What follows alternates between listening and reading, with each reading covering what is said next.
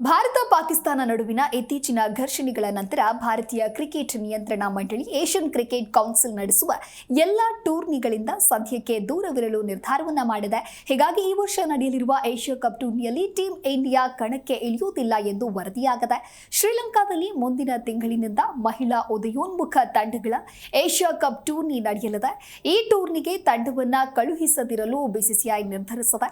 ಹಾಗೆ ಈ ವರ್ಷಾಂತ್ಯದಲ್ಲಿ ಪುರುಷರ ಏಷ್ಯಾ ಕಪ್ ಟೂರ್ನಿ ಆಯೋಜಿಸಲು ಏಷ್ಯನ್ ಕ್ರಿಕೆಟ್ ಕೌನ್ಸಿಲ್ ನಿರ್ಧಾರವನ್ನ ಮಾಡಿತ್ತು. ಇದೀಗ ಈ ಟೂರ್ನಿಯಿಂದಲೂ ಭಾರತ ಹೊರಗಿಳಿಯುವುದಾಗಿ ಬಿಸಿಸಿಐ ತಿಳಿಸಿದೆ.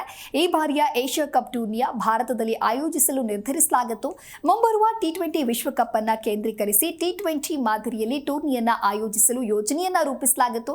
ಆದರೆ ಈಗ ಆತಿಥ್ಯದ ಹಕ್ಕನ್ನ ಹೊಂದಿರುವ ಭಾರತವೇ ಟೂರ್ನಿಯಿಂದ ಹಿಂದೆ ಸರಿದಿದೆ. ಹೀಗಾಗಿ ಟೂರ್ನಿ ನಡೆಯುವ ಸಾಧ್ಯತೆ ಇಲ್ಲ ಎನ್ನಬಹುದು. ಯಾಕೆ ಅಂದ್ರೆ ಏಷ್ಯಾ ಕಪ್ ಟೂರ್ನಿಗೆ ಅತಿ ಹೆಚ್ಚು ಪ್ರಾಯೋಜಕತ್ವ ಸಿಗೋದು ಭಾರತದಿಂದ.